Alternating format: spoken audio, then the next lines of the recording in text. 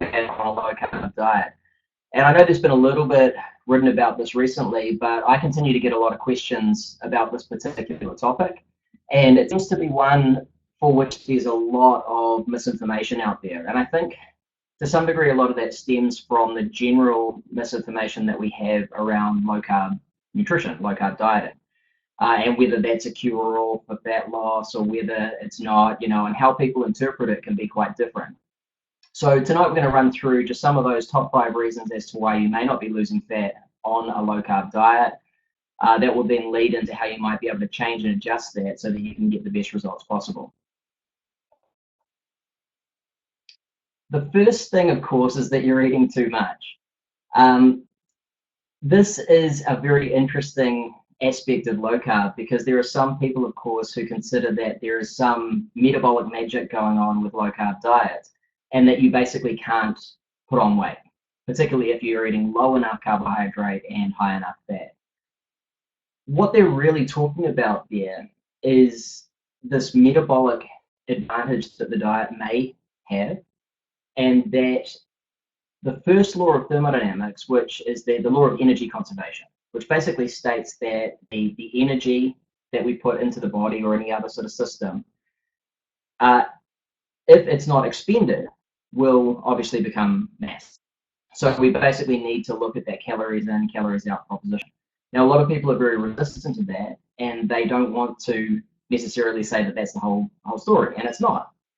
The other aspect of that is that the efficiencies and inefficiencies within any system are going to dictate where that fuel goes. So whether it goes into the human body, whether it's stored away as adipose tissue, fat, or whether it's stored as muscle tissue in some respects, amino acids as protein strands in muscle tissue, or stored away as glycogen within muscle tissue, or fats within muscle tissue.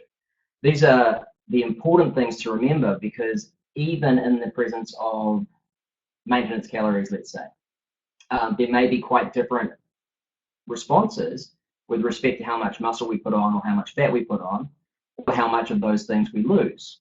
But the first law of thermodynamics can't be subverted. It still does matter. Now, I had a couple of interesting instances of this, and one of them, I've actually had this happen a couple of times. A client called up and said, I'm just not losing fat. I'm following a low carb diet. I think it works well for me. I feel good, but I just can't lose fat. And so I said, as I often do, well, just send me through a couple of days of your daily eating plan. And let's look at that and go from there and see whether there's any obvious things that we can change. And so the client sent through what they were eating. And on paper, it looked great. It looked fantastic. And so I was a little bit baffled, and I thought, well, maybe this person doesn't actually respond so well to a low carb diet. Maybe one of the people who responds to a moderate carb diet or an even higher carb diet, which we'll go into soon as well. So I'll go back and get some clarification. And so I went back and said, is there anything else that you're doing? Is there anything else that you're having? Maybe things you forgot. Maybe there's some snacks here and there.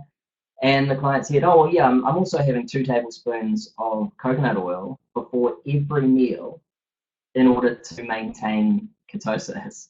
And so this person had been drawn in by that whole, Dave Asprey kind of way of looking at things where you need to take lots of MCTs and coconut oil and things like that to be in ketosis, supposedly. And if you do the math on that, 2 tablespoons of coconut oil is, 30 odd grams of fat, or, nearly 300 calories, 270 calories at each meal. And she was eating 3 meals a day. So this is 900 extra calories that the person's taking in. Now, if you're trying to lose weight and you're taking in 900 additional calories, I don't care where it's coming from, you're not going to lose fat. So it's certainly true that calories will matter, and you can eat so much that you won't lose fat, even on low carb. And this is particularly true when people are trying to supplement with MCTs, with coconut oil. Although they're great fats, we can obviously overdo it. Or when people are having fat bombs and all sorts of things to try and maintain ketosis in particular, you can easily end up taking in too much so that you're then not losing the fat that you want. The next point, though, is possibly even more interesting. And this is something that I talk about a lot, and I don't think it gets enough attention in nutrition. is that perhaps you're not getting results because you're eating too often. Now, we were told way back, when I started in nutrition 20 odd years ago, it was very much that not only did carbs rule the roost, but we had to eat really frequently as well. So we were basically told to eat very high carb diets and eat extremely frequently. My perspective on this changed when I was working with Islamic clients back in probably the early 2000s. And I began to look at the Ramadan fast and look at what research was around at the time and what research was emerging around the Ramadan fast and whether it was resulting in adverse effects for these people, particularly with respect to body composition and their cardiometabolic profiles. And it really wasn't. It didn't seem to have any major negative effect. In fact, some people seem to get really good results from only having that very small feeding window. And although that didn't really change what I was doing markedly, because I was very much run in how I was doing nutrition by other things, what it certainly did is it took the shackles off myself and my colleagues back then as to this idea that we had to eat 5, 6 or more meals a day, because it was quite clear that not everyone needed to do that. And in fact, for many people, it wasn't ideal to do that at all. The interesting thing to remember is that when people are eating low carb, they just assume that they're not producing a lot of insulin. And while they may produce less insulin overall than someone on a higher carb diet, even low carb, high fat meals promote an insulin response. Okay, so particularly when it is a meal and it's got protein in it, there's going to be an insulin response to protein anyway. There's also going to be potentially a compound of that insulin response when you have a carbohydrate containing meal, even if it's good quality carbohydrates or it's relatively low, and then there's a lot of fat involved with that as well. So there is definitely going to be an insulin response and an appreciable insulin response from some low carb meals. Now, it may not necessarily be a high insulin response, but it can be enough to inhibit hormone-sensitive lipase in adipose tissue, hormone-sensitive lipase in fat tissue, that is basically causing the body then to hold on to that fat.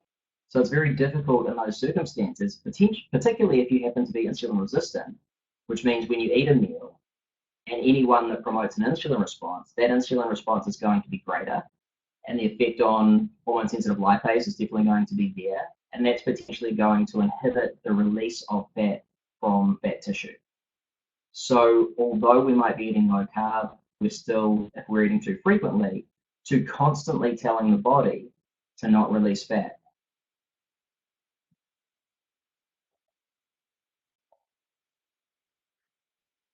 An interesting aspect of this is the insulin response to foods, and you can see in this chart here some of the insulin responses to various foods, and you'll see that it's not only high carbohydrate foods that have appreciable insulin responses. Now, we've known this for a long time, and it's almost brushed over because we don't really worry about it too much.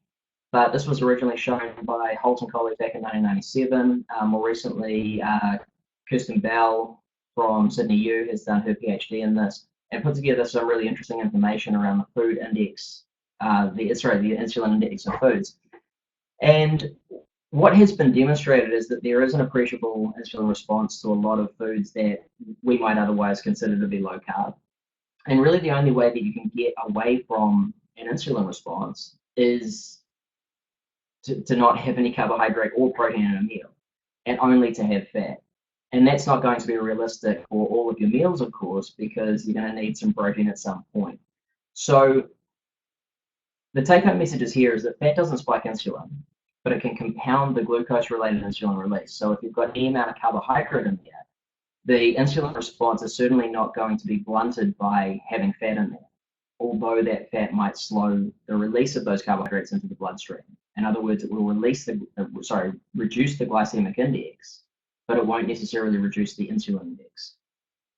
Protein typically promotes an equal insulin response to carbohydrates, and what that is very clear is that it takes very little insulin to inhibit hormone-sensitive lipase.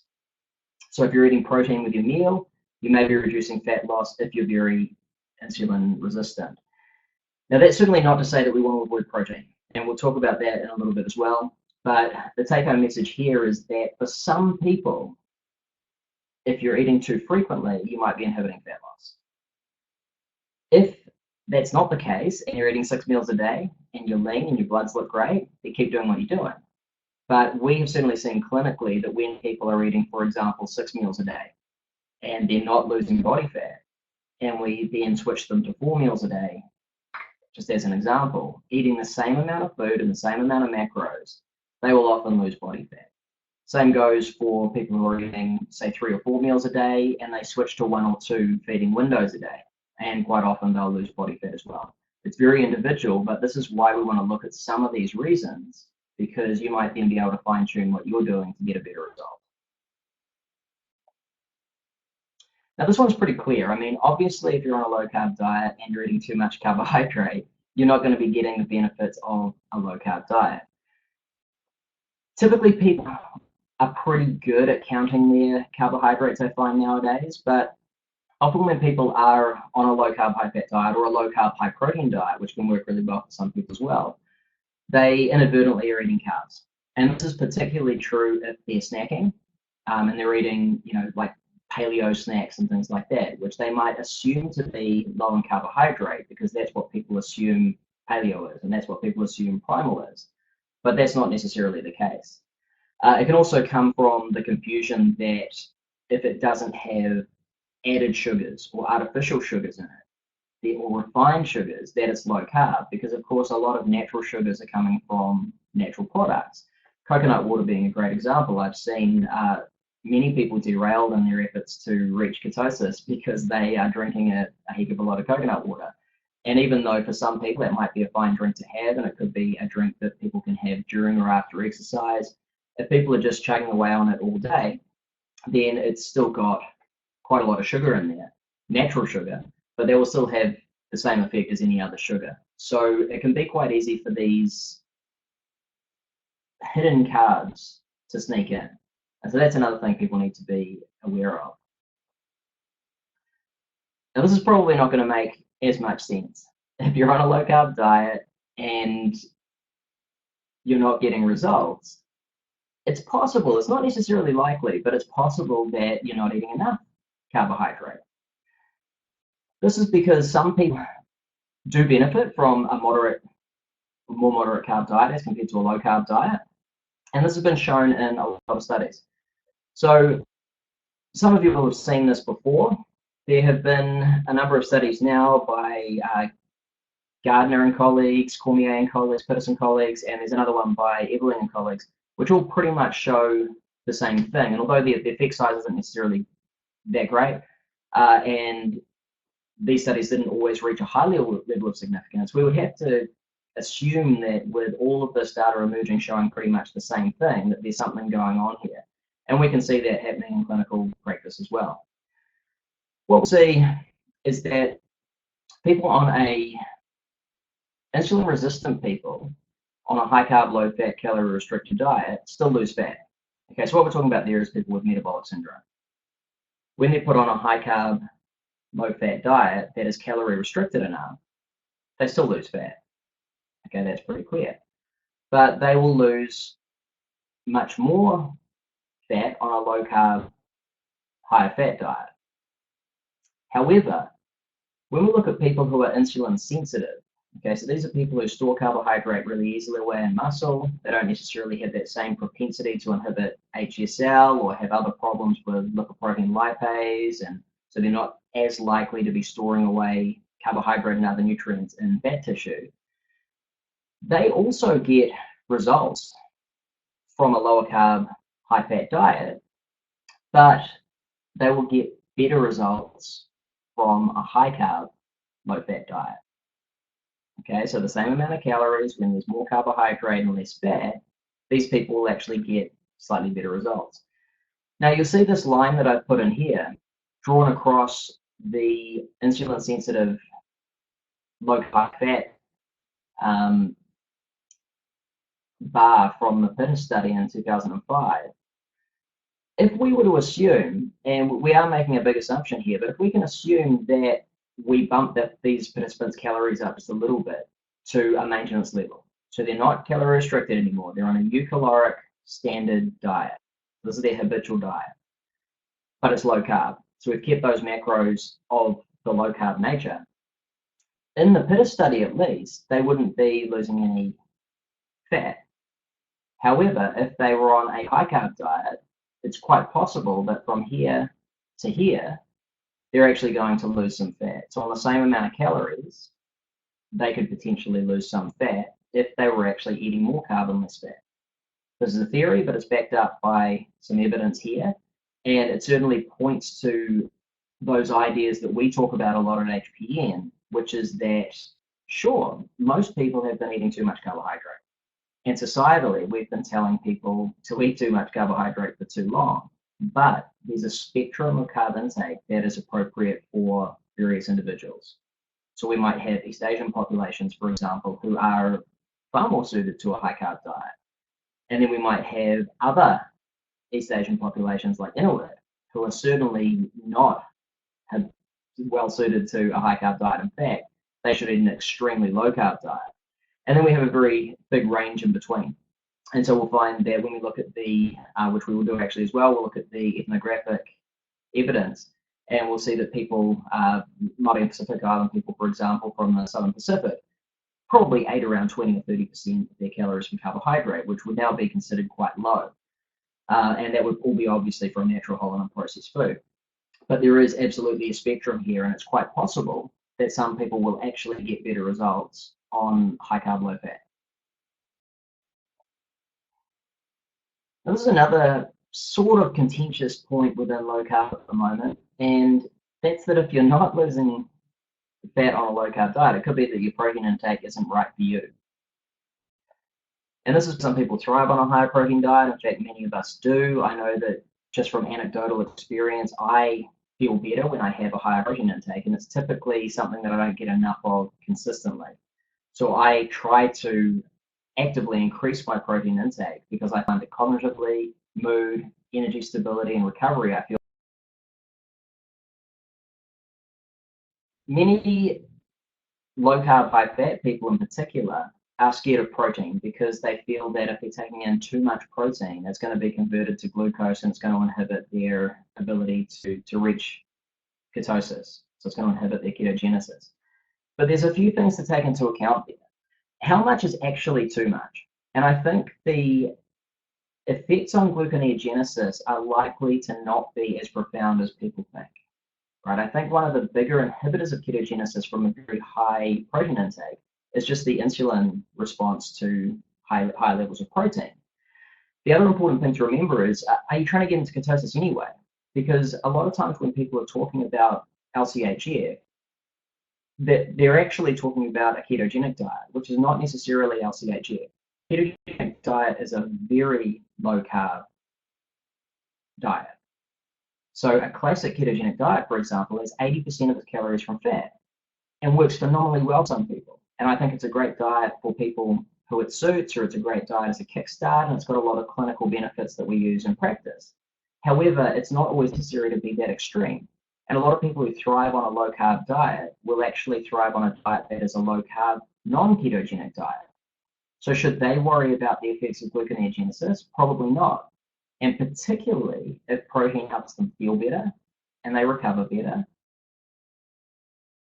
And maybe they get leaner, because we have obviously seen as well since the 1960s with Benoit and others, right through all the research into the present day, that higher protein, low carb diets are proven to facilitate weight and fat loss.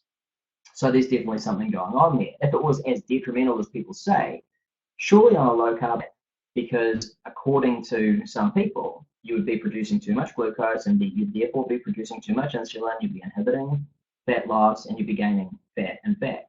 But that doesn't happen. We see that when we have the same diet and we substitute some carbohydrate for protein, we get a positive effect with respect to fat loss. Now, I think at this point it's interesting to look at what our ancestors ate, and some of you will have seen this before, but I'm going to recap it. When we look at the extant hunter-gatherer populations that give us a very good model for what humans have eaten in a natural environment and from around the world, we see that out of 229 hunter-gatherer population study, there are no high carbohydrate populations. So none that are over 55% of calories, right? Because there's simply, you're not able to get that amount of carbohydrate in a natural free living state. There are no habitually ketogenic populations either. Now that's interesting because a lot of people would assume that populations like the Inuit who eat very low carbohydrates are ketogenic, and that's almost a rationale for having a ketogenic diet. But we don't really see that because, as an example, the Inuit don't reach ketosis very effectively because they have such a high prevalence of carnitine palmitoyltransferase deficiencies in their population, which inhibit their ability to get into ketosis, inhibit ketogenesis. But there's a good reason for that. It's so that they can turn over brown adipose tissue more effectively, and that's got a thermic effect. So they basically keep warm by not going into ketosis. Plus, they eat a high proportion of protein, and we're talking here about 45% plus, around 47, 48% of their calories may come from protein. But they're very good protein oxidizers, and they probably also benefit from some of that gluconeogenesis, which I talked about before. In this case, they are actually eating a huge amount of protein, and some of that will be converted to glucose, and they'll use that as fuel. But is that necessarily a bad thing? No, it's not, particularly when they've got those other benefits involving their thermoregulation. What ketogenesis really is instead is it's a very good survival proposition that we have, so that if we don't have enough carbohydrate, or in fact, if we just don't have enough food in general, that's that fasting ketosis, we will have fuel for the brain. Great, that's perfect. And we find in people who have, this is our clinical experience here, we find that people who have fasted a lot and they have done low carb, high fat diets, or even low carb, high protein diets a lot over a long period of time, they get into ketosis very quickly. I will get into ketosis most days, even though I'm not trying to, because I typically don't eat much during the day, and I eat low carb during the day. But I carb backload, and some of you will check out my blog post on that, and eat quite a lot of carbohydrate at night, which obviously kicks me out of ketosis, but over the next day I continue to get in. And this is what we would consider to be metabolic efficiency and a high level of metabolic keto adaptation. So we've basically got that swinging ability to use different fuels. That's what ketogenesis really is about for humans in a free living state. So many populations have higher than currently recommended protein intakes as well.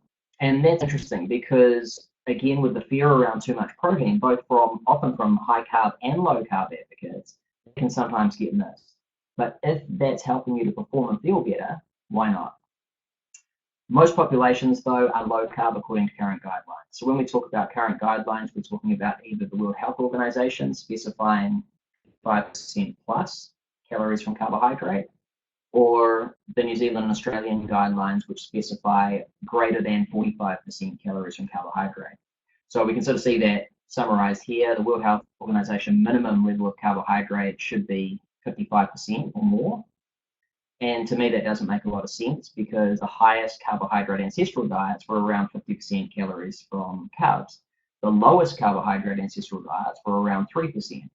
So we might surmise that given we've lived that way with typically an absence of metabolic disease for hundreds of thousands of years, that is more likely what we're predisposed to rather than something that has only happened really in the last 30 or 40 years, because quite frankly, evolution doesn't happen that quickly.